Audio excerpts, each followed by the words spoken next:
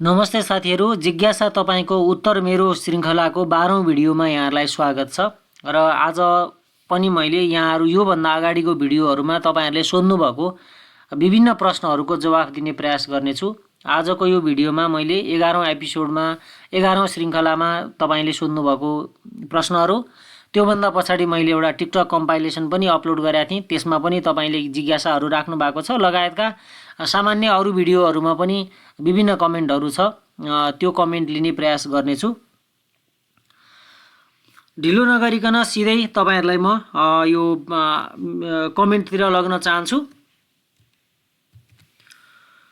अब कमेन्ट पहिलो कमेन्ट लिन चाहन्छु। रियान्सी नेपालबाट कमेन्ट आएको छ, राइट शेयरको बारेमा बुझाइदिनुस् न, अनि राइट शेयरमा नि प्राइस एडजस्टमेन्ट हुन्छ हो? स्मल बजेटको लागि पोर्टफोलियो कसरी डाइभर्सिफाई गर्ने झर्को नमानी भनिदिनुस् न भनेर सोध्नु भएको छ। राइट शेयर भनेको चाहिँ कम्पनीको लागि एउटा पैसा सङ्कलन गर्ने एउटा माध्यम। लगानीकर्ताको तर्फबाट भन्नुपर्दा सस्तोमा अथवा फेस भ्यालुमा कुनै पनि कम्पनीको स्टक किन्ने माध्यम हो। यो कम्पनीले फन्ड रेज गर्न चाहिँ तपाईको जारी गर्छ। कस्तो कन्डिसन हुन्छ भने यसमा जुन योभन्दा अगाडि जो शेयर धनीसँग जति किता छ तिनीहरूको रेसियोको आधारमा उनले इस्यु गरेको पर्सेन्टेजको आधारमा चाहिँ उनलाई त्यो सस्तोमा किन्ने मौका दिइन्छ। भन्नुको अर्थ राइट शेयरमा अप्लाई गर्नको लागि त्योभन्दा अगाडि निश्चित एउटा बुक क्लोजको मिति तोकेको हुन्छ। त्यो बुक क्लोज भन्दा अगाडिका शेयर धनीलाई मात्रै मौका दिइन्छ। त्यही भएर त यसको नेपाली ट्रान्सलेसन चाहिँ हकप्रद शेयर भन्ने हुन्छ। अर्थात् त्यो अप्लाई गर्न चाहिँ निश्चित व्यक्तिहरूको मात्रै हक लाग्छ। जस्तो आइपिओ सबैले भर्न पाए, आइपिओ एफपिओ हैन। अनि बोनस शेयर र राइट शेयर चाहिँ लगानीकर्ताको हिसाबले एक्जिस्टिङ लगानीकर्ता हुनै पर्ने भएको हुनाले सेम कुरा हो। तर कम्पनीको पर्सपेक्टिभबाट चाहिँ बोनस शेयर र राइट शेयरमा पनि फरक छ। किन भन्दा बोनस शेयर चाहिँ लगानीकर्ताहरूको त्यो नाफाबाट बचेको पैसाबाट मात्रै बोनस शेयर दिन मिल्छ भने राइट शेयर चाहिँ कम्पनीसँग पैसा छैन भने चाहिँ राइट शेयर इस्यु गर्ने चाहिँ प्रचलन ज्यादातर रहन्छ। यसो भन्दैमा राइट शेयर जारी गर्ने कम्पनी चाहिँ खतमै हुन्छ भन्ने चाहिँ होइन। कहिलेकाहीँ बोनस शेयर दिँदै पनि कम्पनीलाई मोर एन्ड मोर फन्ड चाहिएको छ भने त्यस्तो कन्डिसनमा राइट शेयर जारी गर्ने गर्दछन् है। अनि यो स्मल बजेटको पोर्टफोलियो कसरी डाइभर्सिफाई गर्ने झर्को नमानी भनिदिनुस् है भनेर पनि सोध्नु भएको छ। मेरो विचारमा अब स्मल बजेट भन्ने बित्तिकै हामीले त्यो सेफ्टी पनि हेर्नु पर्यो हैन। अनि ज्यादातर ब्याङ्क तथा वित्तीय संस्था क ख ग घ हैन। अनि मान्नुहोस् कि 70% यी चारवटा सेक्टरमा अनि 30% चाहिँ अरू भोलाटाइल सेक्टरमा, जस्तै कि हाइड्रो, जस्तै कि इन्सुरेन्सहरू हैन। अनि ट्रेडिङ सेक्टर, म्यानुफ्याक्चर एन्ड प्रोसेसिङमा पनि अलिअलि चाहिँ धेरै चाहिँ आउँदैन हैन। स्मल बजेट भन्ने बित्तिकै यी चारवटा सेक्टरमा अनिवार्य 70% जति लगाइदिनु, अनि 30% चाहिँ यो हाइड्रो अथवा चाहिँ तपाईको इन्सुरेन्सहरू मध्ये कुनैमा लगाइदिनु होला। त्यसरी म्यानेज गर्नुभयो भने राम्रो हुन्छ। अनि यो त्यस्तो धेरै डाइभर्सिफाईमा पनि केयर गर्नु पर्दैन। स्मलमा त एउटा भरोसा गर्न लायकको कम्पनीमा अहिले छोड्दिने हो के देख्ता छ। ल सुशीला रेग्मीजीको कमेन्ट छ, मञ्जुश्री फाइनान्स, प्रभु निफ्रा अनि अर्को सिसिबिएल, यो सेन्चुरी कमर्सियल ब्याङ्क कस्तो होला लिँदा भनेर सोध्नु भएको छ। प्रभु र सेन्चुरीमा र निफ्रामा सेकेन्डरी मार्केटमा ट्रेड गर्ने प्रायोजनको लागि नलिनु होला। यिनीहरूलाई यो सबै किन्ने टाइममा छ है, किन्ने बाइङ जोनमा छ। यसमा टेन्सनै लिनु पर्दैन, अबको बाइङ सेफ छ। तर फ्रुटफुल चाहिँ कतिको छ त हैन। फ्रुटफुल चाहिँ सर्ट टर्म ट्रेडिङको लागि त्यति उपयुक्त देख्दिनँ म। तपाईले कम्तीमा 2 देखि 3 वर्ष यिनीहरूमा लगानी गरेर छोड्दिनु होला। त्यसपछि तपाईले यिनीहरूमा पनि एउटा राम्रो ग्रोथ देख्नुहुन्छ त्यसपछि मात्रै। जहाँसम्म मञ्जुश्री फाइनान्सको कुरा छ, आशा छ कि तपाईले बोनस खानुभयो होला र बोनस पछि जुन प्राइस एडजस्टमेन्ट भयो त्यसपछि चाहिँ तपाईँको बढिराखेको छैन हैन। लिनु भएको भए चाहिँ बोनस खानुभयो होला। लिने तर्खरमा हुनुहुन्छ भने अब बोनस त 40% गइसक्यो, तैपनि प्राइस एडजस्टमेन्ट पछि एउटा लजिकल रेटमा चाहिँ घुमिराखेको छ। फाइनेन्समा एकदम फन्डामेन्टल्ली स्ट्रङ हो, त्यसमा दुई मात्रै छैन। सधैँ 40% को पनि आश नगरौँ। यसको क्षमता भनेको अराउन्ड 15% को हाराहारीमा यसले पछिल्ला वर्षहरूमा दिन सक्छ। त्यो भएको हुनाले लागत र प्रतिफलको हिसाबले थोरै एकदम क्रेजी एकदम यो नकिनी नहुने स्टक चाहिँ म भन्दिनँ, तर फाइनेन्समा योभन्दा बेटर विकल्प पनि छैन फेरि है। त्यो तरिकाको मेरो चाहिँ मूल्याङ्कन छ। हेर्दै जाउँ अब यसले चाहिँ 40% जुन बोनस सेयरबाट जति क्यासहरू उसले राखेको छ त्यो बिजनेस ग्रो गर्न नै युज गर्नेछ भन्ने छ, र त्यसबाट चाहिँ इपिएस घट्न यदि कम्पनीले दिएन भने हाम्रा लागि स्टिल फाइनेन्समा एउटा नम्बर 1 रोजाइ चाहिँ हुनेछ है त। सुनिल छेत्रीको can FC touch 4000 point in 1 year. अब यस्तो लहर आयो भने नहुने भन्ने केही पनि छैन। मैले तत्काल 2-4 महिना चाहिँ यसको लागि फाउन्डेसन तयार हुन जरुरी छ कि। इन्डेक्सकै कुरा गर्नुहुन्छ भने 4000 जब यो जब सेबन र नेप्सेमा 2 पदाधिकारीहरू नियुक्त हुन्छ नि, त्यसपछि कम्तीमा 30 वटा जति आइपिओ त 1-1.5 महिनाको बिचमा आइसक्छन्। भट्टाभट इस्यु हुन्छ र तिनीहरूको लिस्टिङ पनि भट्टाभटै हुन्छ। ती कम्पनीहरूकै कारणले गर्दा नेप्से तपाईँको 4000 त छिटै पुग्छ हैन। ती कम्पनीहरूले धेरै राम्रो इन्डेक्स बढाउँछन् क्या। यो भइसकेपछि तपाईँको इन्डेक्स 4000 पुग्दा अहिलेको हाम्रो जति पनि अहिले 2400-2500 हुँदा जति कम्पनीको रेट छ नि, 4000 पुग्दा हामी जति बढ्ने अपेक्षा गरे हुन्छौँ नि, त्यो कारणले गर्दा बढेको इन्डेक्समा चाहिँ त्यति धेरै हाम्रो पोर्टफोलियो ग्रो चाहिँ हुँदैन। यो यसो भन्न सक्नुहुन्छ कि अहिलेको लेभलको 2500 र त्यो बेला लेभलको 4000 मा त्यस्तो धेरै अन्तर हुँदैन। यो आइपिओ त एकदम धेरै पेन्डिङ छन् नि त। इन्डेक्सको मात्रै कुरा, र तपाईले अपेक्षा गर्नुभएको 4000 मा जुन कम्पनीहरूको रेट हो त्यो चाहिँ मेरो विचारमा 4500-4800 मा पुगेपछि मात्रै हुन्छ। र त्यसको लागि मेरो पनि क्याल्कुलेसन 1 इयर हुन सक्छ, 1 इयर हैन, एप्रोक्सिमेटली 1 इयरको टाइम फ्रेममा चाहिँ यति चाहिँ वृद्धि हुन सक्छ, 1500 अङ्क बढ्न सक्छ, त्यो सम्भावना हो। हेर्दै जाउँ के हुन्छ। नेगेटिभ न्युज हामीले वेटिङमा त केही छैनौँ। अब टेक बियोइन्डबाट कमेन्ट छ। सर, नेपालको रेटिङ एजेन्सीहरूको क्रेडिबिलिटी कतिको हुन्छ? यिनीहरू प्रभावित हुन सक्ने सम्भावना कतिको हुन्छ?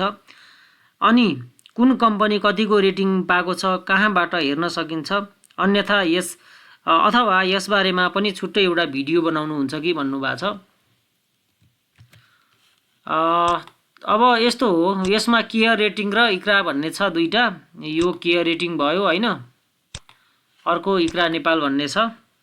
यहाँ मैले बुकमार्क गरेको थिएँ। ओके, यहाँ र यस्तो हो, हामीले कम्पनीको एनालिसिस गर्दाखेरि कति पाटाहरू हामीले छुटाएका हुन्छौँ। हामीले कम्पनीको एनालिसिस गर्दा कति सतही तरिकाले गर्छौँ, तर उनीहरूले चाहिँ तपाईँको पुरै फिल्ड भिजिटहरू गरेर निश्चित प्रोसिडरहरू उनीहरूको लागि बनाइदिएको छ हैन, धितोपत्र बोर्डले कि यो तरिकाले तिमीहरूले गर्नुपर्छ भनेर।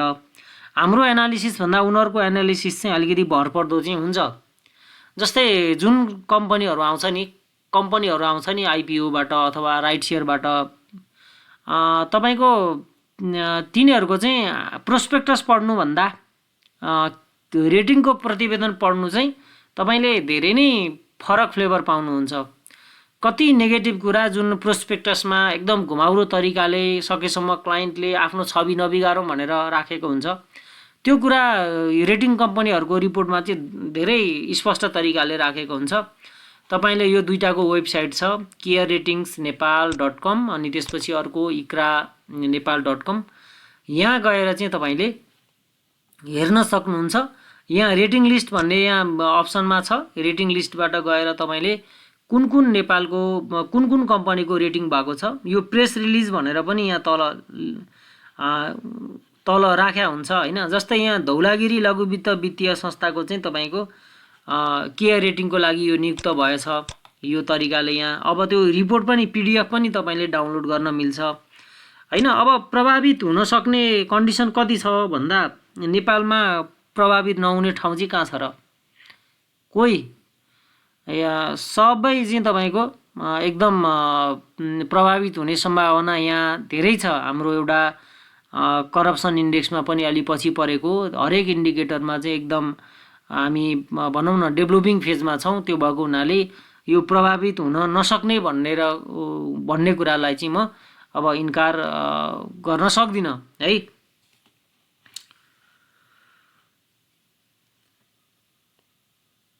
अब रोहन गौतमको कमेन्ट छ। रोहन गौतमको कमेन्ट छ, सर सेयर गरेपछि माई होल्डिङमा आउने हो कि पहिला नै होल्डिङ राख्न पर्ने हो? होइन, तपाईँले कति दिन होल्डिङमा राख्नुपर्छ भन्ने त तपाईँलाई के थाहा र? त्यो त इट्स गर्ने बेलामा गर्ने हो है। विद्याजीको रिप्लाई एकदम ठिक छ है।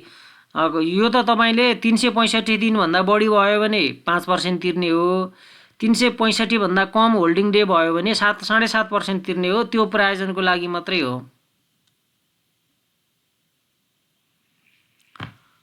एडिबिएल 497 मा किनियो, कस्तो स्टक हो बुझाइदिनुस् न प्लिज भन्नुभएको छ।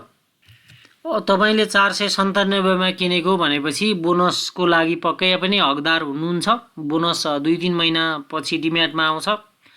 अहिले सेकेन्डरी मार्केटमा तपाईको लस छिट्टै कभर हुँदैन। नेप्सेले जब एउटा राम्रो अप ट्रेन्डको दिशा लिन्छ त्यसपछि मात्रै तपाईको यसले तपाईको लस कभर गर्छ। स्टिल बाइङ जोनमा छ। अलिकति मार्केट बढे पनि तपाईको फेरि प्राइस एडजस्टमेन्ट पछि एउटा लजिकल रेटमा आइसकेको छ हैन। कि अब किन्दा पछुताउन चाहिँ पर्दैन जस्तो लाग्छ र अलरेडी किन्नु भएको भए एभरेजिङ गर्नको लागि लायकको कम्पनी हो। तपाईले यसलाई 2 देखि 3 वर्ष परीक्षण गर्नुहोस्, हेर्नुहोस्, तपाईको पोर्टफोलियोमा तपाईँ एकदम खुसी हुने दिन आउँछ। अर्को एनएलआईसीएल को सेयर किनेको पर किता 80-90 फाइदा भएको छ बट बेचेको छैन, अहिले बेच्नु ठिक होला कि डिभिडेन्डको लागि कुर्नु ठिक होला भन्नुभएको छ। डिभिडेन्ड हिस्ट्री हेर्दा एकदम राम्रै छ, यसको नराम्रो छैन। अब पर किता 80-90 फाइदा हुँदैमा बेचिहाल्नुपर्छ भनेर चाहिँ म भन्दिनँ, तर अराउन्ड 9-10% प्रफिटमा बुक गर्दा पनि त्यस्तो फरक चाहिँ पर्दैन। तर अबको करेक्सन कुर्नु होला। अहिले जुन मार्केट बढिराखेको छ, अहिले म 3 तारिखमा भिडियो बनाइराखेको छु सोमबार। अब मङ्गलबारको मार्केट हेर्नु। अब यदि तपाईँ ट्रेडरै बन्ने हो भने त अबको करेक्सनमा तपाईले बेचेर फेरि तल्लो लेभलमा किन्नु पर्ने हुन्छ। इन्भेस्टर हो भने पनि डिभिडेन्डको मुखैमा छौँ हैन।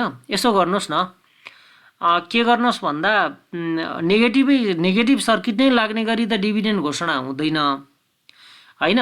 अब डिभिडेन्ड घोषणा भएपछि लज्जास्पदै आयो भने त स्टप लस गरिदिउँ, स्टप लस प्रफिट बुक अब के होला हैन। त्यति बेलासम्म अब राम्रो आए ठिकै छ, अलिकति थप दिनु अझ हैन, त्यसरी अगाडि बढ्नु। तर निराश पार्ने खालको कम्पनी चाहिँ होइन है यो।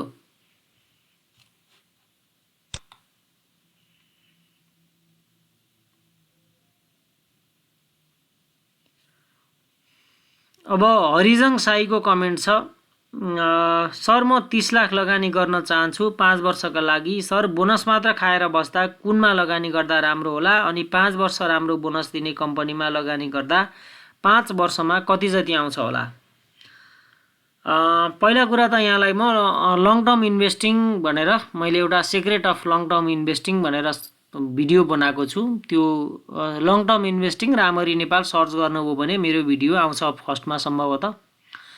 सर्टकटमा यहाँ रिप्लाई गर्नुपर्दा चाहिँ तपाईलाई 2-3टा कुरा ग्यारेन्टी हुन जरुरी छ।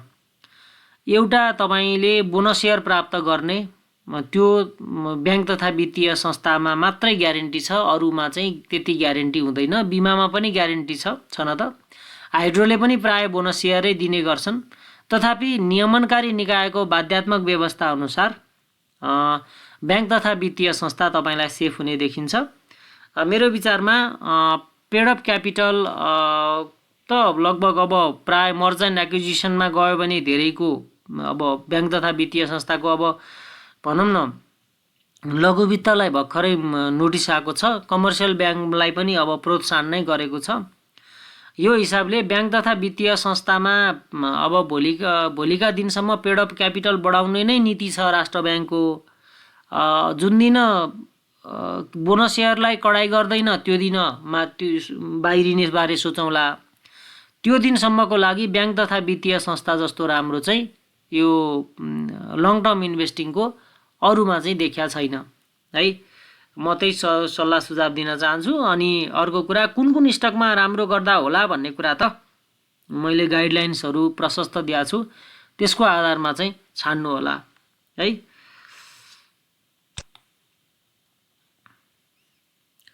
अब शेरबहादुर बस्नेतको सर एउटा कुरा के 3200मा बेच्ने भन्नुभयो भनेर थाहा पाएपछि अर्कोले किन्दैन होला नि, कसरी मिल्यो त?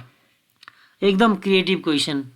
सबैले भन्छ बढेपछि बेच्ने, बढेपछि बेच्नुपर्छ, सबैलाई थाहा छ त, को किन्ला त मूर्ख होइन। अब यो कुरा ठिक हो तपाईँले भने, तर यसमा म एउटा उदाहरण दिएर तपाईँलाई बुझाउँछु ल। जस्तै सेभिङ अकाउन्टमा राखेको पैसा, जस्तै कुनै एउटा ब्याङ्क मानौँ ल, कृषि विकास ब्याङ्कमा, सेभिङ ब्याङ्कमा जति पनि पैसा छ त्यो पैसा सबै क्लाइन्टले एकै दिन गएर निकाले भने त्यो ब्याङ्क चल्छ त? चल्दैन। अनि सबै क्लाइन्ट गएर एकै दिन निकाल्न पाउँदैनन् भन्ने नियम पनि कहीँ छ त? कहीँ पनि छैन। भनेपछि त्यो ब्याङ्क कसरी चलेको छ भन्दा एउटा हाइपोथेसिसले चलेको छ क्या, कि लाखौँ क्लाइन्टलाई एकै दिन पैसा चाहिँदैन, कसैलाई राख्न पर्ने हुन्छ, कसैलाई झिक्न पर्ने हुन्छ, त्यो ब्यालेन्स आफै मिल्दै जान्छ भन्ने थ्योरीकै आधारमा ब्याङ्कहरू चल्या छ। र ब्याङ्कहरूलाई खास फाइदा फिक्स डिपोजिटमा पैसा राख्नुभन्दा सेभिङ अकाउन्टमा पैसा राख्नु एकदम राम्रो हुन्छ होइन।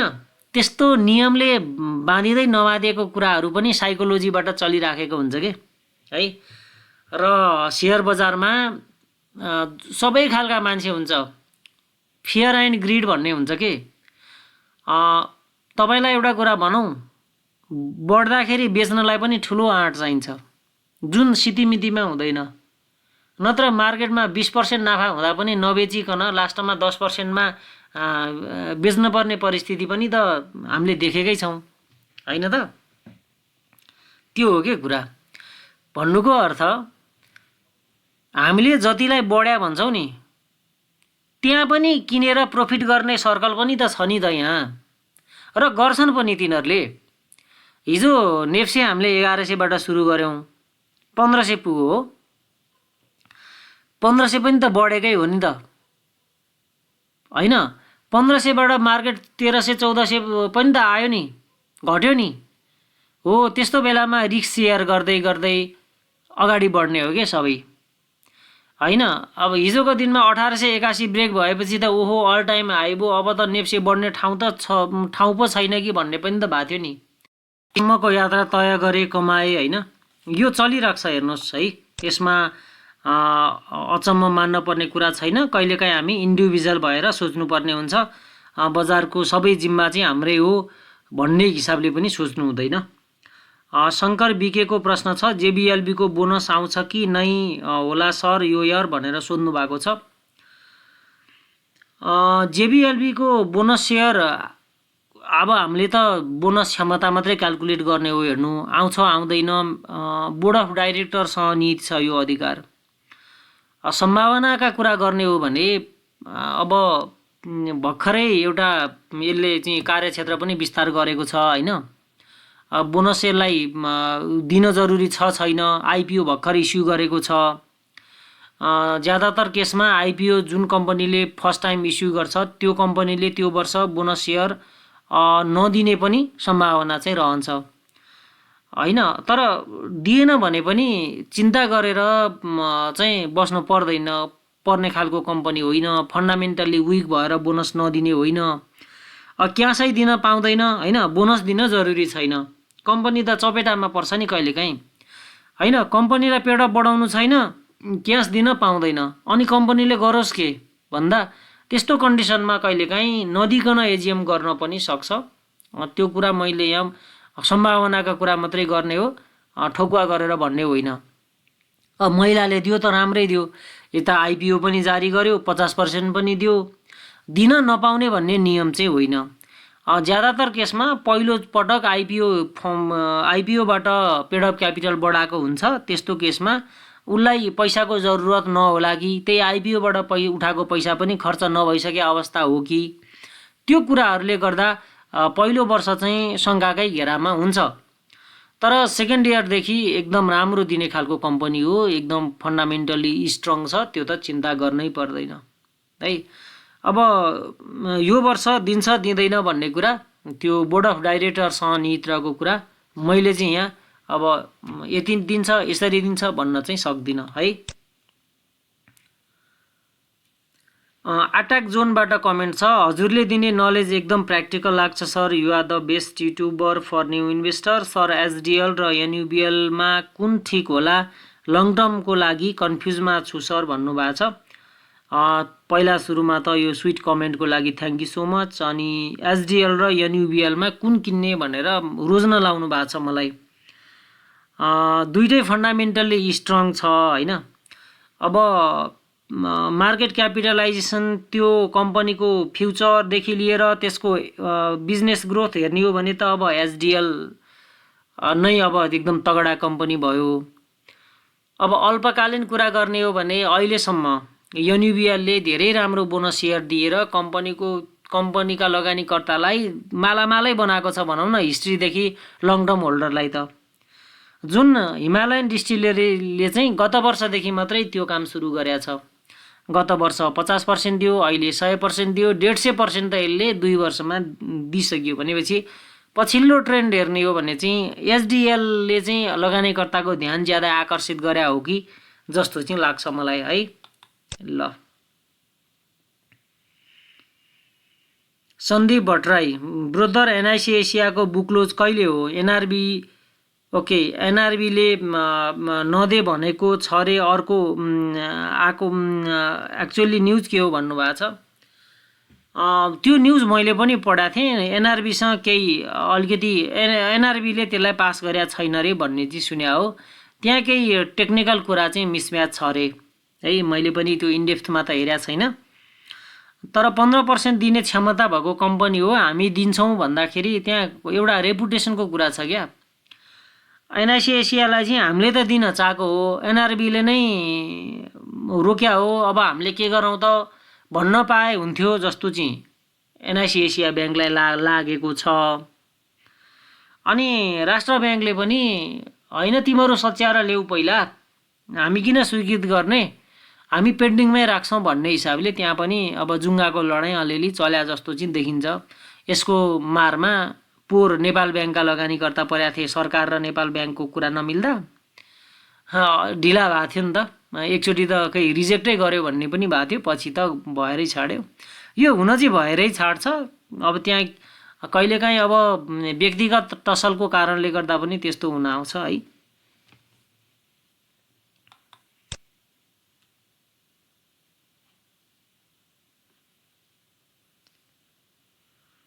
अर्को चाहिँ एनएमबी ब्याङ्क लङ टर्मको लागि कस्तो हुन्छ भन्नुभएको छ। पछिल्लो 2-3 वर्षको औसतमा हेर्ने हो भने नबिल पछिको एभरेजमा राम्रो दिएको ब्याङ्कमा पर्छ यो। त्यही भएर लङ टर्मलाई त मैले राम्रो देखाएको छु।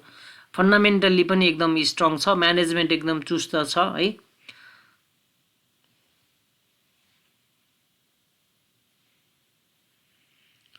ल अब भीम कणेलको अर्को कमेन्ट छ, सिडी रेसियो ब्याङ्कको मात्र हो कि लघुवित्तको पनि हो? 90% पुर्याउनु पर्ने भनिदिनुहोस् न।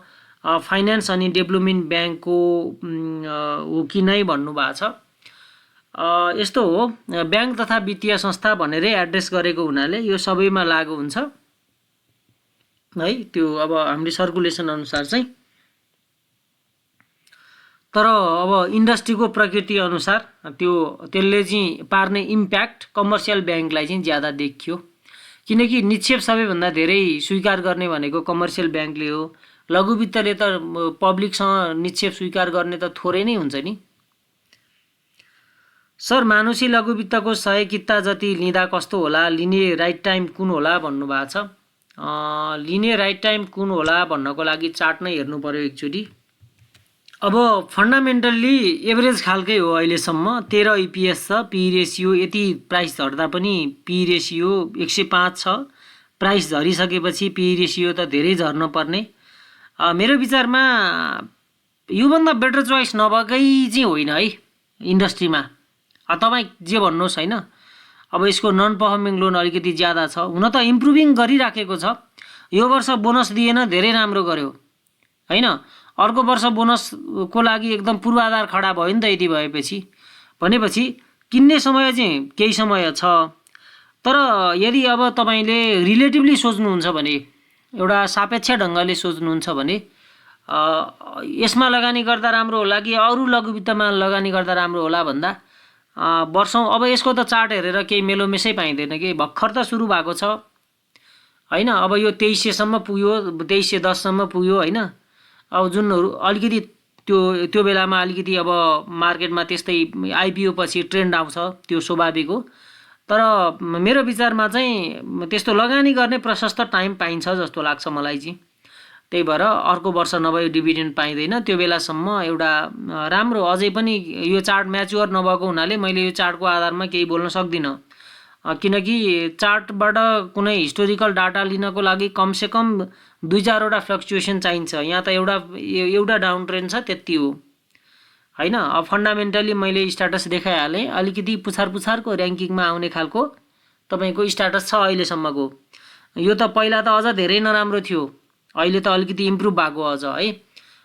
त्यो भएको हुनाले मार्केटमा मेरो विचारमा किन्नको लागि अझै प्रशस्त समय छ है। ल अर्को चाहिँ तपाईँको म पनि नियमित श्रोता हुँ नारायण अधिकारीजी, thank you so much. Jeevan Bikas लघु वित्तको बारेमा मैले प्रशस्त भने है, धेरै धेरै धन्यवाद। तपाईँको बोली सुन्न खोज्ने धेरै श्रोताहरू छन्। अब यति स्विट कमेन्टको लागि पनि थ्याङ्क यू सो मच होइन। अनि एसडिएलको बारेमा पनि सोध्नु भएको छ। बोनस अब त प्राइस एडजस्टमेन्ट पनि भइसक्यो, सायद तपाईँले किन्नुभयो होला। र अब योभन्दा अगाडि किन्नुभएको भए तपाईँले विन नै गर्नुहुन्छ। र अब आउने करेक्सन वेट गर्नु होला। करेक्सनमा उठाउनको लागि लायकको कम्पनी हो। बोनस खान पाइएन भनेर चिन्ता गर्नु पर्दैन, सस्तोमा उठाउन पनि त फेरि पाइँदैछ नि त। ल अब पिआइसी 965मा किनेको कति पुग्छ भनेर सोध्नु भएको छ पिआइसीको बारेमा। अब कति पुगेपछि बेच्ने भन्ने कुरा तपाईँको चोइसको कुरा हो होइन। अबको पहिलो रेजिस्टेन्स, पहिलो टार्गेट भनेको चाहिँ 1100को लेभलमा हो। 1100को लेभलमा एउटा मेजर करेक्सन आउँछ र त्यसको लागि पनि केही समय धैर्य गर्नु होला है त। ल टेक्निकल्ली चाहिँ त्यहाँ एउटा रेजिस्टेन्स छ। त्यो रेजिस्टेन्सको लेभल 1050बाट सुरु हुन्छ, 1050 देखि 1100को बिचमा।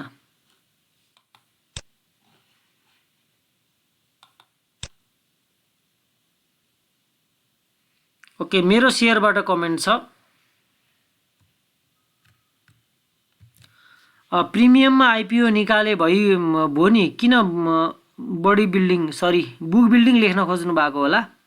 बुक बिल्डिङ मेथडबाट निकाल्नु हामीलाई छिटो हुन्थ्यो, यस्तो गर्दा हुँदैन र सर। एनसेल, सिजी, सूर्य नेपाल जस्तो कम्पनीको हुन्थ्यो। हाम्रा लागि सजिलो भनेर कसले विचार गर्छ। हाम्रा लागि कसैले आइपिओ निकाल्ने पनि होइन एक्चुअली।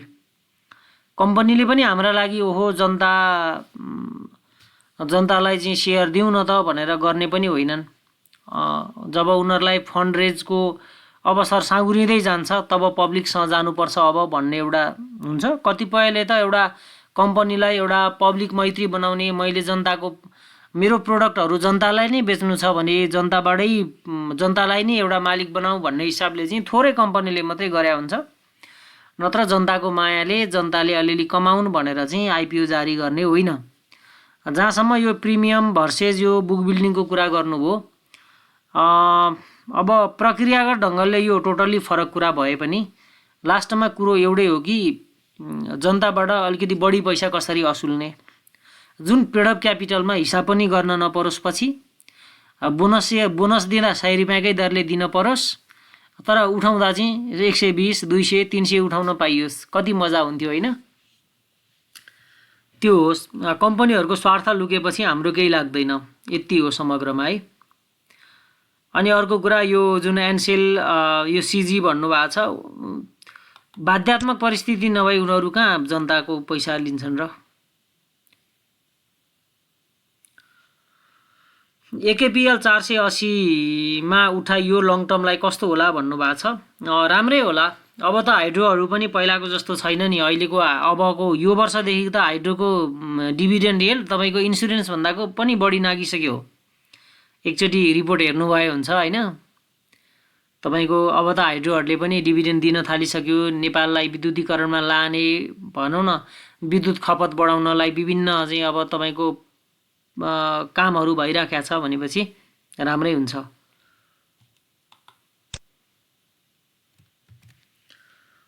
सृजना सुब्बाको कमेन्ट छ, सर सेयर क्याल्कुलेटरसँग ब्रोकर हिसाब मिलाउनु पर्ने होइन? मेरोवाला ब्रोकरले सेयर क्याल्कुलेटरको हिसाबभन्दा कम पैसा लगायो भन्दा हाम्रो सिस्टममा यही हिसाब छ। 25 किता बाई गर्दा 20 किताको पे भनेर आउँछ भन्नुभएको छ। ओके, आउँछ, दिक्क भइसकेँ। 48सँग राम्रो ब्रोकर भनिदिनु न भन्नुभएको छ। सबै ब्रोकरका समस्या के छ भन्दा भनेको समयमा रिसिभ नगर्ने, झर्किने फर्किने समस्या हामीले खेप्दै आएका छौँ। अनि तपाईँले यो भन्नुभएको चाहिँ 25 किता बाई गर्दा 20 किताको पे भनेर आउँछ। ओके, यस्तो त नहुनु पर्ने। कि तपाईँको पार्सियल बाई भएको हुनुपर्छ, नत्र त 25 किताको त 25 किताकै पे गर्नु पर्यो नि है। एकचोटि पार्सियल बाई भएको हो कि एकचोटि त्यो चाहिँ हेर्नु होला है। तपाईँले 25 किता अर्डर राख्नुभयो, 20 किता मात्रै तपाईँले पाउनु भएको हो कि, त्यो पनि तपाईँको एकचोटि सचेत रहन पर्ने कुरा हो होइन? अरू कुराहरू त ब्रोकरबाट यस्तो क्वान्टिटीमै त्रुटि त नहुनु पर्ने है।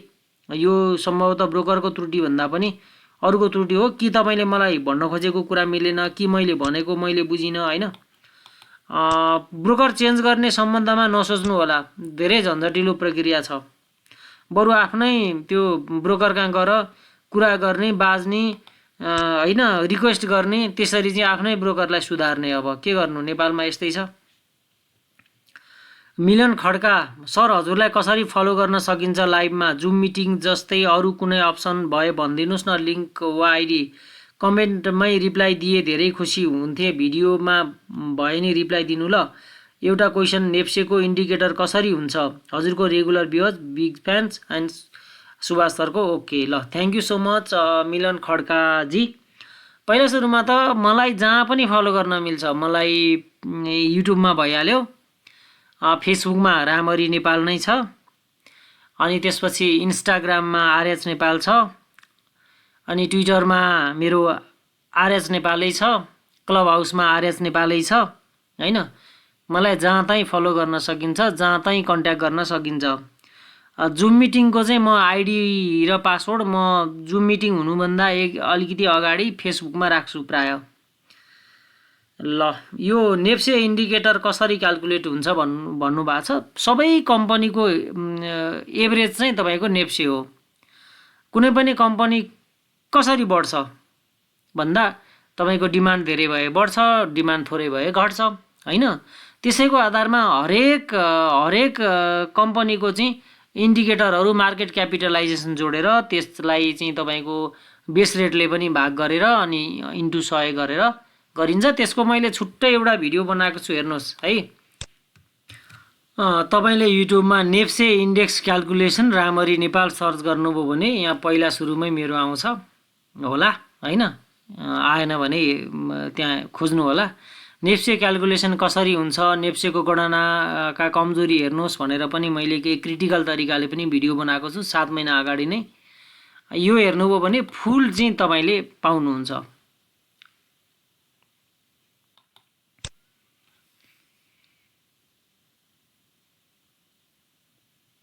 विष्णु सिलवालको कमेन्ट छ, सर स्मल क्याप भन्नुहुन्छ लङ टर्मलाई, तर ब्याङ्क माइक्रोको मर्जको कारणले त उही हालत हुन्न र सर लो क्याप ब्याङ्क माइक्रो मर्ज अनि मर्ज भएर भन्नुभएको छ। मर्ज भयो भने लगानीकर्ताको दृष्टिकोणबाट त्यो एउटा हाम्रा लागि अलिकति नराम्रो पक्ष नै हो। यो कुरालाई त मैले स्वीकार गरेकै छु नि।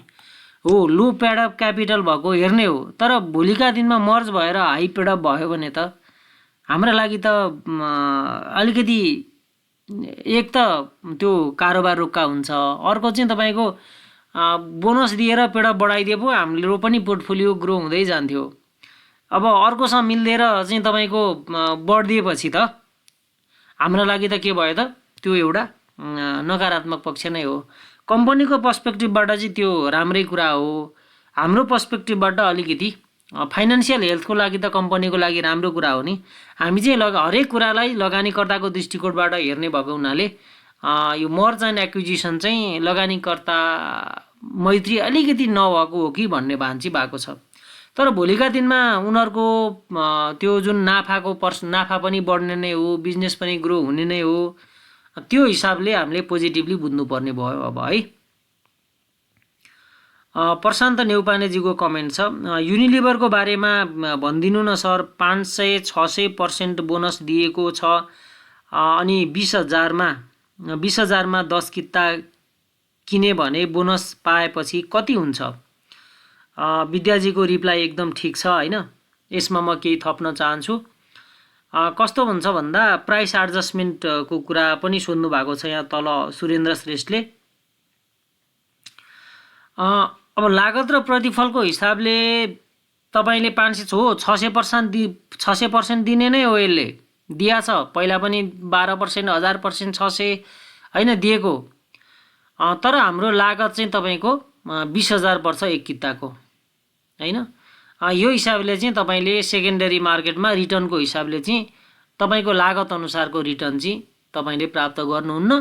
कम्पनीले त फेरि यति राम्रो दिएको हो, यो किन कसरी यसरी दिन सम्भव भयो भन्दा तपाईँको यसले पेडअप क्यापिटलमा बोनस दिएकै छैन कि योभन्दा अगाडि पनि बोनस दिएकै छैन भनेपछि उसको त कति धेरै पनि छैन पेडअप, 9-10 करोडको पेडअप छ जस्तो लाग्छ मलाई होइन। एकचोटि हेर्नु होला, त्यही 9-10 करोडबाट अहिले अर्बौँको कम्पनी बनायो होइन।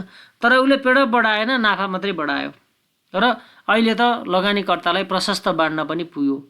अब यो प्रशस्त भनेको चाहिँ जसले 100 रुपियाँमा किने उनीहरूको लागि त प्रशस्त भयो होला, तर नयाँ इन्ट्री गर्ने लगानीकर्तालाई त 100 को स्टक त 20,000 पर्ने भयो होइन। त्यो हिसाबले चाहिँ तपाईँको स्टिल यसबाट पाउने रिटर्न चाहिँ त्यही 2-3% मात्रै हो लागतको हिसाबले। ल अब अर्को यो क्यास डिभिडेन्ड, क्यास बोनसमा प्राइस एडजस्टमेन्ट हुँदैन भनेर सोध्नु भएको छ। हुँदैन भन्ने नियम चाहिँ होइन, हुन्छ नै होइन। जस्तै सेकेन्डरी मार्केटमा लागतको हिसाबले मैले भने नि 2-3% छ भनेर, यसले 650% दिए पनि सेकेन्डरी मार्केटमा लागतको हिसाबले यो 3% मात्रै रिटर्न हो। जुन कम्पनीको चाहिँ 10% नाग्छ नि सेकेन्डरी मार्केटमा लागतको हिसाबले हो, त्यो बेलामा चाहिँ क्यासमा पनि तपाईँको हुन्छ। जस्तै म्युचुअल फन्डको त 90% को हुन्छ नि, किनकि उनीहरूको 10 रुपियाँको त्यही धेरै भए 15-20 रुपियाँसम्म पुग्या हुन्छ, तर सेकेन्डरी मार्केटमा 40-50% घोषणा गरिरहेको हुन्छन् होइन। त्यो हिसाबले उनीहरूको सेकेन्डरी मार्केटमा लागतको हिसाबले पनि पुग्छन् त बढी।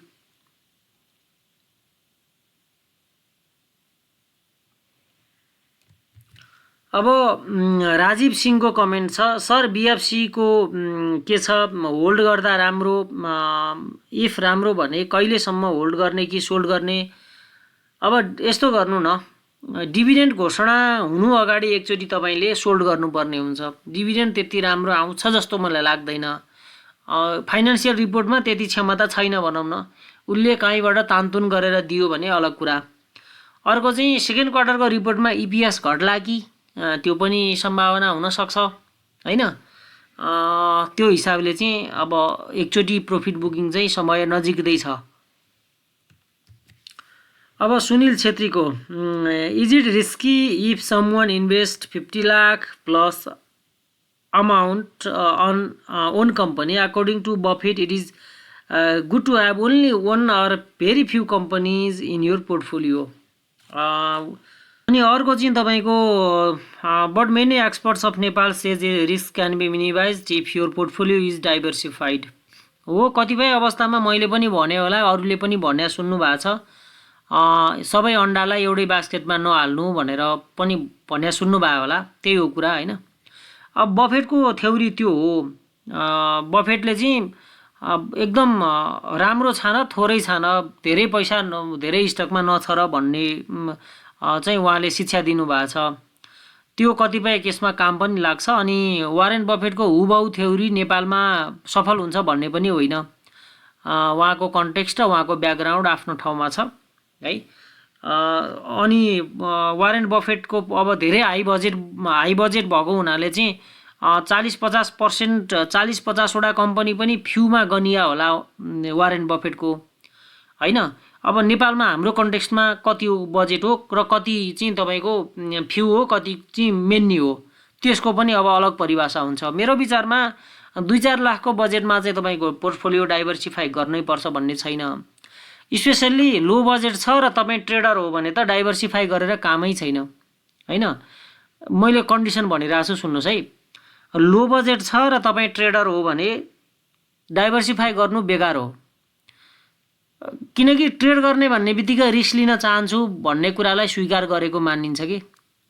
अब जम्मा 100 किता किनेर हैन, अब 5 लाख रुपैयाँ यदि छ भने कति किता किनेर कतिवटा कम्पनीमा छर्ने? कमसे कम 5 रुपैयाँ बढे पनि अलिकति प्रॉफिट होस्। एउटा कम्पनीको रेट चाहिँ आज सर्किट लाग्यो भने पनि टक्क बेचेर चाहिँ राम्रो मुनाफा होस् हैन। त्यो तरिकाले चाहिँ अगाडि बढ्नु पर्ने हुन्छ। यदि तपाई लङ टर्म इन्भेस्टर हो र तपाईसँग हाई बजेट छ भने चाहिँ केही डाइभर्सिफाई गर्दा नै फ्रुटफुल हुन सक्छ है।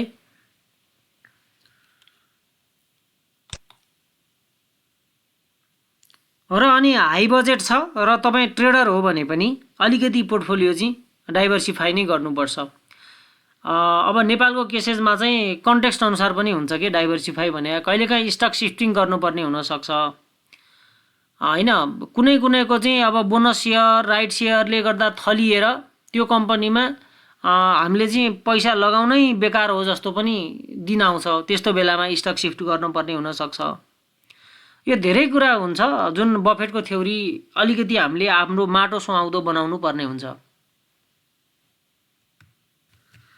अब रोशन साईको कमेन्ट छ, CBBL जस्तै 10 इयरमा मालामाल हुने कम्पनी भेटिएन। CBBL जस्तै 10 वर्षमा मालामाल हुने कम्पनी भेटिएन। JBLB MLBSL ले BSL लो क्यापकोमा सम्भवतः देख्छु, तर मर्जरमा जान सक्ने र त्यसपछिको अवस्था के होला? तपाईले शंका गरेको विषय ठीक हो। छिमेक लघु वित्तले यो भन्दा अगाडिको 10 वर्ष जति लगानीकर्तालाई खुसी पार्यो, अबका 10 वर्ष खुसी नै पार्छ भन्ने पनि होइन। अनि ठ्याक्कै हुबहु त्यसै गरी अबका दिनमा JBLB ले अनि महिलाले त्यस्तो गर्छन् भन्ने पनि होइन। भोलि मर्जरमा जाला, लघु वित्तको माहौल नै समाप्त होला हैन। गाइडलाइन्सहरुले चाहिँ अब तपाईको आज अब यो 5 दिन अगाडिको कमेन्ट हो हैन। अब आजको तपाईको न्यूजहरु हेर्नुभयो होला, फोर्स मर्जरमा लाँदैछ भनेपछि अब हामीले सचेत रहन पर्ने कुरा यो मर्जरको हो, डेफिनेटली हो। सिनर्जी पावर कम्पनीको बारेमा बताइदिनु न भन्नुभएको छ। टेक्निकल्ली एकदम हेड एन्ड शोल्डर प्याटर्न बनेको छ, एकदम पर्फेक्ट खालको। केही समय मार्केटमा एकदम ट्रेन्ड भन्दा बाहिर छ, ट्रेन्डमा छैन यो भन्ने जनाउँछ र केही समय अहिले तत्काल लगानी गरेर प्रॉफिट हुने सम्भावना कम छ पनि भन्छ। तर लङ टर्मको लागि लगानी गर्नको लागि चाहिँ हामीले गेट सेटको अवस्थामा बस्ने र जुन दिन ब्रेकआउट हुन्छ त्यो बेलामा चाहिँ हामीले लिने, त्यो हिसाबले चाहिँ हामीले यसलाई सोच्नु पर्ने हुन्छ। कम्पनी एकदम सपोर्ट जोनमा छ, माथि फस्नु भएको छ भने एभरेजिङ गर्नु होला, तल किन्नु भएको छ भने अहिले तत्काल प्रॉफिट हुँदैन। अब भोलिका दिनमा राइट शेयर लगायतका कुराहरूले मार्केटमा मुभमेन्ट ल्यायो भने छुट्टै कुरा हैन, मुभमेन्ट ल्यायो भने छुट्टै कुरा। तर अहिले चाहिँ तत्काल अब सेन्टिमेन्ट भन्दा बाहिर गएको जस्तो चाहिँ देखिन्छ यसको चार्ट हेर्दा। ल सिनर्जी पावरको पनि भयो। अब अरू कमेन्टहरू हेर्छु। सर यो आरएसडिसी माइक्रो फाइनेन्स कस्तो हुन्छ भन्नुभएको छ। पहिला सुरुमा त आरएसडिसी माइक्रो फाइनेन्सको बारेमा तपाईँले यसको प्रकृति बुझ्नु पर्यो। यो लघुवित्त झुन्डे पनि यो चाहिँ खास कमर्सियल ब्याङ्क जस्तै हो होइन। यसले चाहिँ ब्याङ्कबाट लोनहरू लिएर लघुवित्तलाई दिन्छ, आफूलाई अलिकति मार्जिन राखेर। त्यो हिसाबले त्यस्तो धेरै रिटर्नको चाहिँ आश नगर्दै राम्रो हुन्छ। अरू जस्तो हामी लघुवित्त भन्ने बित्तिकै हामी कमसेकम 30% त हामी डिफल्ट आश गरिहाल्छौँ होइन। तर यसमा चाहिँ त्यस्तो 30% क्षमता हुने भन्ने चाहिँ हुँदैन। यिनीहरूको स्पिरिट रेट पनि कम हुन्छ। तर एउटा अपर्च्युनिटी चाहिँ के छ भन्दा यिनीहरूलाई अब यिनीहरूले पनि कम्युनिटी लेभलमा काम गर्ने जुन खुद्रा लघुवित्तसँग मर्ज गरेर काम चाहिँ गर्न सक्छन् भनेर चाहिँ भनिएको छ। यो जुन मौद्रिक नीति आयो यो वर्षपछि होइन। योभन्दा अगाडिको डिभिडेन्ड हिस्ट्रीमा हामी हेर्दैछौँ के कस्तो रहेछ, त्यसपछि थाहा भइहाल्छ। यहाँ डिभिडेन्ड देख्न सक्नुहुन्छ 10%, 9%, 6%, 10%, 13%, 15%। अराउन्ड कमर्सियल ब्याङ्कको भन्दा फरक देख्नुभयो त? देख्नु भएन नि। त्यही भएर सेकेन्डरीमा म चाहिँ यसलाई अब हो लघुवित्त क्याटेगोरीमा पर्छ, तर म चाहिँ कमर्सियल ब्याङ्क मान्छु कि यसलाई। त्यो भएर लागत र प्रतिफलको हिसाबले अलिकति हामीलाई महँगो पर्न जान्छ कि भन्ने मेरो बुझाइ हो है त। ल अब अर्को कमेन्ट लिन चाहन्छु। एनएफएस 655 मा किनेको होल्डमा छु, के गर्दा ठिक हुन्छ? अब अहिले त तपाईँले एभरेजिङ नै गर्ने हो होइन। अब फाइनेन्समा मार्केटमा अब के हुन्छ हेर्दै जाउँ। पछिल्लो समय फाइनेन्स अलिकति ट्रेन्डभन्दा बाहिर त गएको छ। तर तपाईँ एकचोटि माथि किनेर माथि यदि हुनुहुन्छ भने तपाईँले चाहिँ कि त होल्ड गर्ने कि त एभरेज गर्ने। यदि छिटो लस कभर होस् भन्ने चाहनुहुन्छ भने चाहिँ थप पैसा नलगाई सुख छैन। अब अहिले 498 चलिराखेको छ होइन। अब कम्पनीमा के हुन्छ भन्दा राइट सेयरको कारणले गर्दा कुनै पनि स्टक तेजीले बढेको छ र तपाईँ माथि टुप्पामा फस्नुभयो भने ज्यादातर कन्डिसन के हुन्छ तपाईँलाई त्यो लसै हुने सम्भावना हुन्छ है। त्यो भएको हुनाले म चाहिँ अब अलिकति एउटा राम्रो भेल आएको बेलामा चाहिँ यसबाट तपाईँले एउटा छुटकारातिरको बाटोमा चाहिँ जाँदा पनि नराम्रो चाहिँ हुँदैन कि त्यो पनि एउटा बेटर विकल्प हो कि जस्तो चाहिँ लाग्छ। अब बोनस सेयर भन्नुहुन्छ भने 67-68 पछि हामीले पाएका छैनौँ होइन। अब राइट सेयरको भरले जुन कम्पनीहरू चलिरहेको हुन्छ, लगानीकर्ताहरूको आकर्षण भइरहेको हुन्छ, त्यसमा जोखिम पनि त्यत्तिकै छ भन्ने कुरा हामीले चाहिँ भुल्नु भएन। अर्को शर्मिला श्रेष्ठको कमेन्ट छ, सिबिबिएल, जियुएफएल अनि एसडब्ल्युबिबिएलमा अहिले कुन लिँदा राम्रो होला भन्नुभएको छ। अब गोर्खा फाइनेन्स ट्रेड गर्न अत्यन्तै राम्रो स्टक हो, तपाईँलाई पनि थाहा छँदैछ। एकदम भोलाटाइल स्टक, यो त एनालिसिस पनि प्रिडिक्ट गर्न नसकिने होइन, त्यस्तो खालको स्टक्स भयो है यो त। अर्को स्वावलम्बन र यो छिमेक लघुवित्त त राम्रो छ नि होइन। त्यो भएको हुनाले अब सर्ट टर्मलाई सोच्नु, अब गोर्खा फाइनेन्समा जानु सर्ट टर्मलाई नै जाने हो भने चाहिँ सर्ट टर्मलाई एकदम सर्ट टर्म फ्रेन्डली स्टक हो गोर्खा फाइनेन्स। अरू दुईवटा चाहिँ डिभिडेन्डको लागि हो। रियान्सी नेपालबाट अर्को कमेन्ट छ, अल टाइम हाईमा किनेको सेयर के गर्ने हो? स्टप लस गर्न नि सकिएन, फलिङ नाइफ नि क्याच गर्न सकिन्न, खोइ के गर्ने? Any suitable suggestion? एभरेजिङ बाहेक अरू केही छ भने प्लिज। एउटा विकल्प छ, एकदम रिस्की विकल्प छ म भन्छु है। पहिला सुरुमा त एभरेजिङ गर्ने दुईवटा तरिका हुन्छ। एउटा तरिका भनेको चाहिँ तपाईँको जुन स्टकमा फसेको त्यही स्टक किन्नु।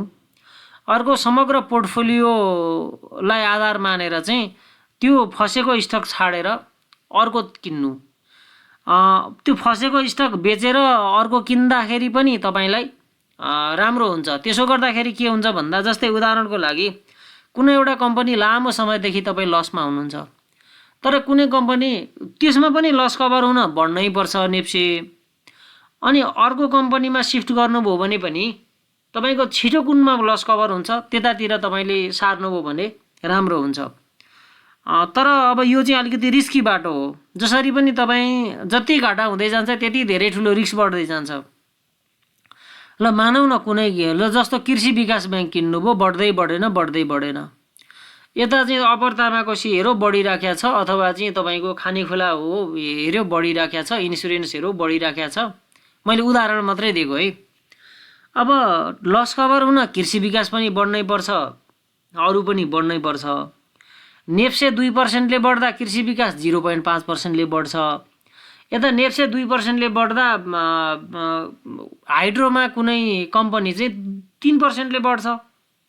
भनेपछि तपाईँको लस छिटो कभर त तपाईँको हाइड्रोमा हुने देखियो नि त। त्यो बेला पनि थियो कुनै समय। अहिले मैले भनेकै जस्तो छैन है। यसलाई चाहिँ तपाईँलाई सुझाव नमान्नु होला कि मैले आइडिया मात्रै सेयर गरेको। भन्नुको अर्थ कुनैमा ट्रेन्ड नै छैन र कुनैमा ट्रेन्ड छ। नेप्से घट्दा पनि कमाउने स्टक पनि त हुन्छ नि कुनै बेला।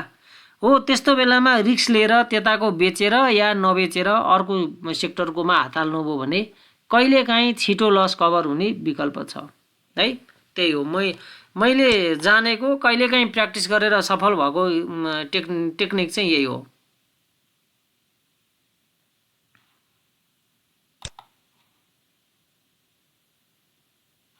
ल किप लर्निङ, विद्याजीको रिप्लाई एकदम ठिक छ।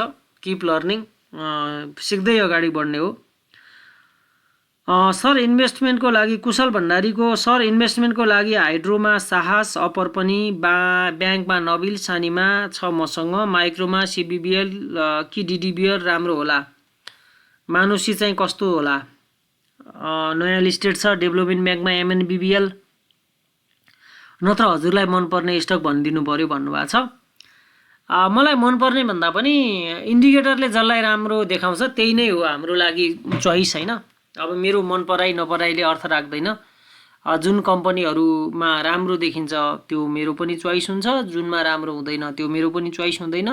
तपाईँले यो जुन कम्पनीको आफैले अप्सन मलाई दिनुभयो नि, मलाई यो सबै मन पर्यो होइन। अप्परमा 2-3 वर्ष तपाईँले बोनस पाउनुहुन्न, क्या डिभिडेन्ड ट्रेडको लागि युज गर्नु होला, कि त धेरै लङ टर्म कि त धेरै सर्ट टर्ममा जानु होला अप्परमा। साहसले अर्को वर्षदेखि प्रोडक्सन दियो भने राम्रो हुन्छ। के अरे अर्को वर्षदेखि प्रोडक्सन दियो भने चाहिँ यो कम्पनी धेरै राम्रो 86 मेगावाटको क्षमताको हो होइन। मानुसीको केही तपाईँको मानुसी लघुवित्त पनि ठिकै छ न त।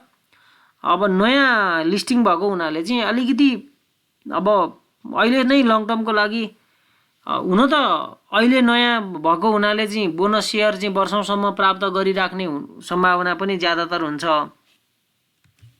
अब हामीसँग भएको लेटेस्ट रिपोर्ट अनुसार 153 पी रेसियो छ, इपिएस 8 मात्रै छ, नन पर्फर्मिङ लोन केही ज्यादा छ, डिभिडेन्डको चान्सेस अहिले त्यति छैन। भनेपछि अझै पनि किन्नको लागि चाहिँ प्रशस्त टाइम पाइन्छ जस्तो चाहिँ देखियो है। अरू स्टक ठिक छ, अरू स्टक तपाईँको राम्रो छ। मैले कैफियत भनिहालेँ कुन कुनमा के कुराको चाहिँ एउटा नेगेटिभ अवस्था हुनसक्छ भन्ने कुरा। अर्को पुष्पा प्रधानको चाहिँ एसबिआईमा एभरेजिङ गरेर पनि घाटामा छु भन्नुभएको छ। ट्रेन्ड नै आएको छैन र सबैभन्दा कम ट्रेन्ड आउने कमर्सियल ब्याङ्कमा पनि सबैभन्दा स्लो ग्रोथ हुनेमा छ। त्यो भएको हुनाले तपाईँले अब होल्डिङको विकल्पै छैन तपाईँलाई है। होल्डिङको विकल्पै छैन कि त अलिअलि भर्खर मैले भने जस्तो स्टक सिफ्ट गर्ने एउटा अप्सन हुनसक्छ ट्रेन्ड हेरेर। 329 मा किनेको एचआइडिसिएल 263 मा बेचियो, यो लस कभर गर्न विकास ब्याङ्कमा जाँदा कसो होला भन्नुभएको छ। तपाईँको यो थिङ्किङमा मेरो समर्थन छ है। अब दया पौडेलको कमेन्ट छ, सर निफ्राले फ्युचरमा बोनस दिला कि क्यास डिभिडेन्ड? अहिले क्यास दिन खोजे थियो, एनआरबीले बोनस दिन जोड दियो, फेरि अर्को चोटि नै क्यास दिने हो कि भन्नुभएको छ।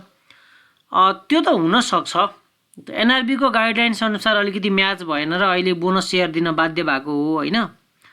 उसको बिजनेस ग्रो गर्ने यदि अवस्था रहेन भने उसले तपाईँलाई क्यासै दिन पनि त सक्छ।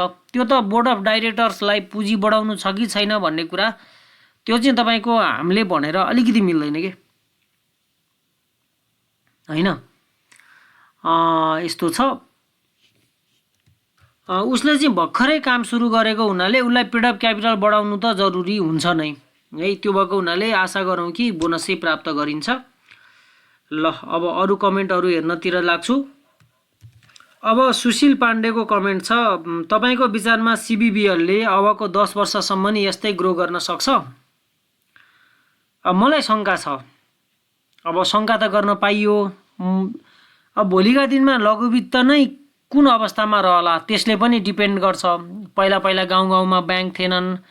गाउँमा चाहिँ ऋण लिनको लागि धितो राख्न पर्ने झन्झटदेखि लिएर सारा कुराहरू हैन, एक त ब्याङ्क पनि थिएनन्, अर्को कुरा तपाईको सदरमुकाम धाउन पर्ने, सदरमुकामको ब्याङ्कले गाउँको जग्गा चाहिँ धितो राखेर ऋण नदिने, लघुवित्त बाहेक विकल्पै थिएन। तर अहिले त्यो सिनारियो चेन्ज भएको छ। सङ्घीयता लागू भए सँगसँगै हरेक स्थानीय तहमा ब्याङ्कहरू छ। अनि भनौँ न बाटो नपुगेको जग्गा पनि रोका राखेर ऋण दिने व्यवस्था ब्याङ्कहरूले ल्याइराखेको छ। अझ गाउँ गाउँमा त सबै बाटो पनि पुगिसक्यो, ब्याङ्कहरूलाई पनि एउटा कम्फर्टेबल जग्गाहरू पाइसक्यो रोका राख्नको लागि, धितो राख्नको लागि हैन। त्यही भएर गाउँ र सहर बिचको चाहिँ एउटा जुन मार्जिन पनि कम हुँदैछ। जुन एउटा पहिला पहिला हामी गाउँमा यस्तो हुन्छ, सहरमा यस्तो हुन्छ, यस्तो भयो भने गाउँ, यस्तो भयो भने सहर भन्ने, लघुवित्तको चाहिँ विशेष गरी कम्युनिटी लेभलमा गएर, रुट लेभलमा गएर काम गर्ने हो नि त। त्यहाँका मान्छेहरू चाहिँ अब बिस्तारै ब्याङ्कको पहुँचमा पुगेको हुनाले भोलिका दिनमा लघुवित्त आजकै अवस्थामा नरहन नि सक्छ। ती कुराहरूले अब भनौँ न, यी कुराहरूले छिमेक लघुवित्त मात्रै होइन, सबै लघुवित्तलाई प्रभावित पार्छ। हेर्दै जाउँ, आजसम्म डराउनु पर्ने अवस्था छैन। बोनस सेयर धेरै दिइसकेको हुनाले आगामी 10 वर्ष, योभन्दा अगाडिको 10 वर्ष जस्तो त ग्रो नहुन सक्छ नि। अब एसियन लाइफ इन्सुरेन्स किन्दा कस्तो होला भन्नुभएको छ। 25% बोनस दिएको छ। बोनस डिभिडेन्डको लागि पनि तपाईँले किन्दा राम्रै होला। अब योगेश भण्डारीको छ, सर नमस्कार, अब सेकेन्ड क्वार्टरको रिपोर्ट नआउँदा बजारले मुभमेन्ट लिँदैन कि? ओके, रिपोर्टले केही प्रभाव पार्न सक्छ। अब पुस मसान त यसै पनि क्लोजिङको प्रेसर हुन्छ हैन। त्यो भएको हुनाले अनि माघदेखि त भट्टाभट सेकेन्ड क्वार्टरको रिपोर्ट निक्लिन थाल्छ। केही चलायमान त हुन्छ फेरि मार्केट त्यसपछि।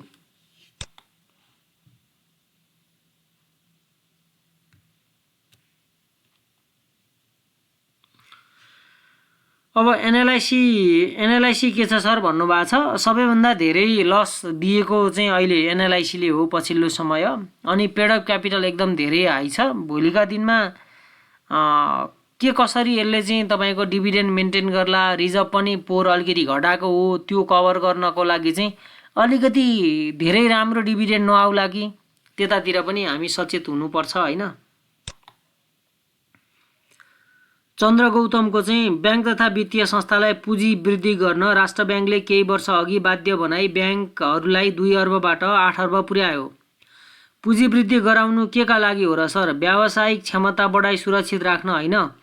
अनि 2 अर्बबाट 8 अर्ब पुँजी चाहिँ बढाउने, तर त्यही पुँजी अनुसार लगानी वृद्धि गर्न चाहिँ नपाउने, गरेपछि चाहिँ नगर भन्ने अन्याय भएन र? एउटा ब्याङ्कमा थुप्रिएको 6 अर्बको दरले यति धेरै रकम ब्याङ्कमा जम्मा भएको रकम बिना लगानी निष्क्रिय राख्नु परेपछि तरलताको समस्या नभएर के होस् त होइन?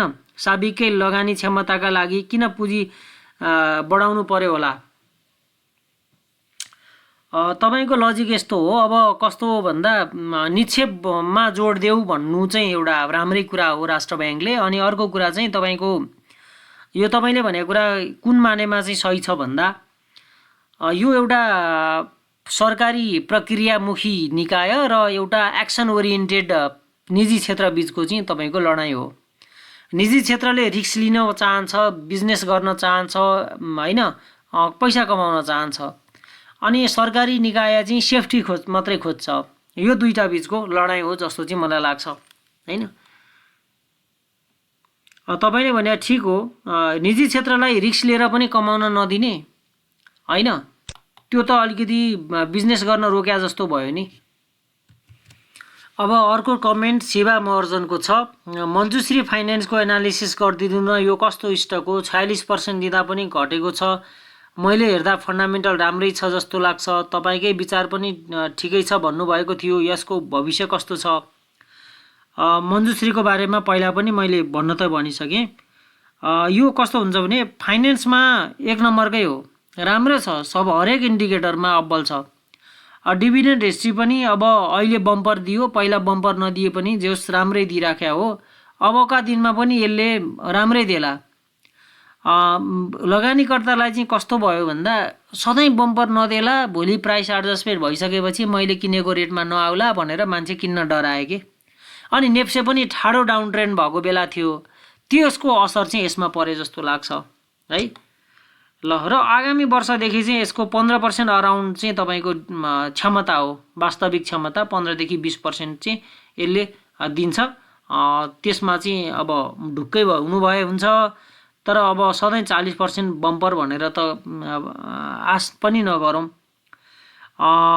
शारदा प्रसाद ढकालको रामहरि बाबु, म तपाईँको भिडियो राम्रोसँग हेर्छु, ज्यादै सन्तुलित छ। अब एउटा कुरा बताइदिनुहोस् कि यति बेला रु 200 पर्ने सेयर किनेर 1 वर्षमा 300 मा बेच्दा फाइदा नै हुने भयो भने किन महँगो सेयर किन्ने त, धेरै नै सेयर सस्तो किने भएन र भन्नुभएको छ। यो भ्यालु इन्भेस्टिङको प्रिन्सिपलले हजुरको कुरा एकदम ठिक हो है, यो एकदम ठिक हो। सस्तो भएको किनेर त्यसलाई त्यो प्रशस्त बढ्ने ठाउँ हुन्छ, महँगो किन्दा चाहिँ त्यो प्रशस्त बढ्ने ठाउँ हुँदैन। महँगो किन्दा धेरै नै रिस्क हुन्छ, धेरै नै गेन हुन्छ।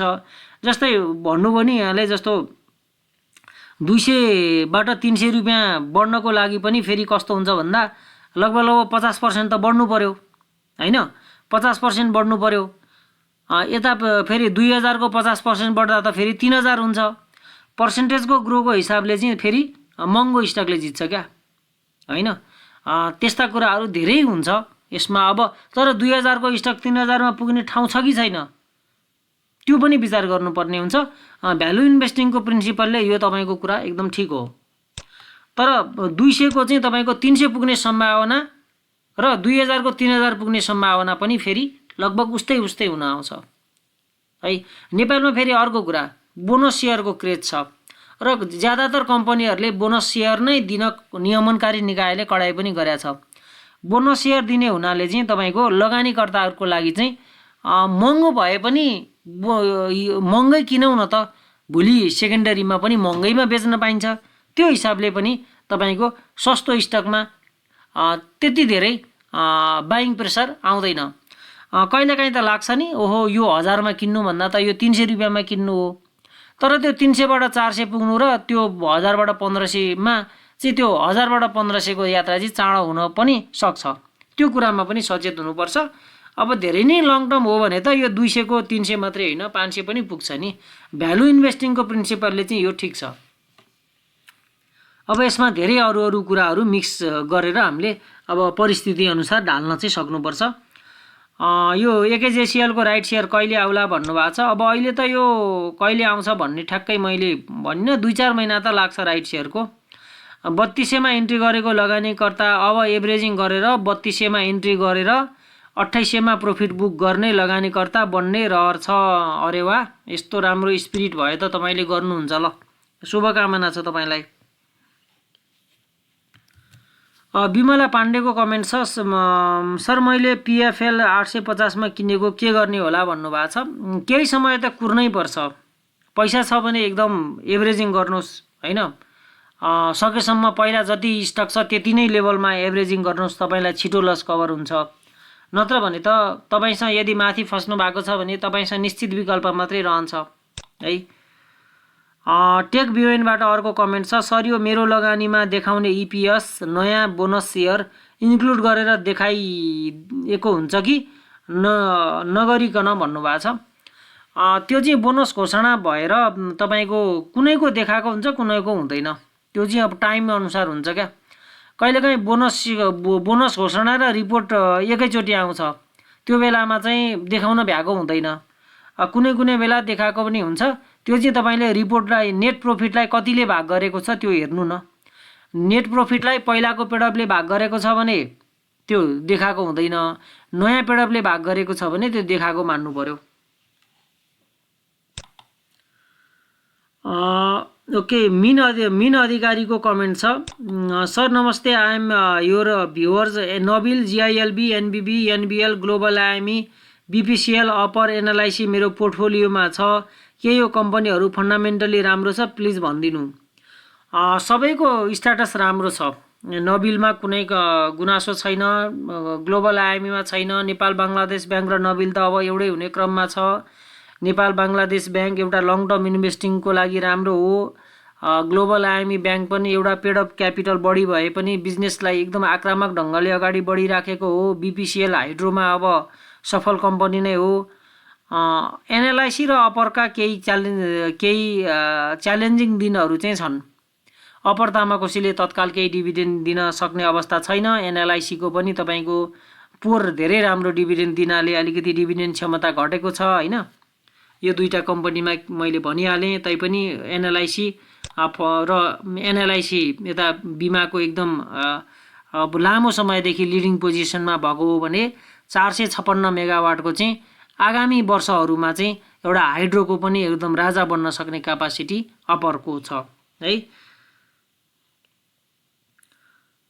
राम सर, सिन्धुको के होला सर भन्नुभएको छ। अब अलिकति विक नै ब्याङ्क हो होइन।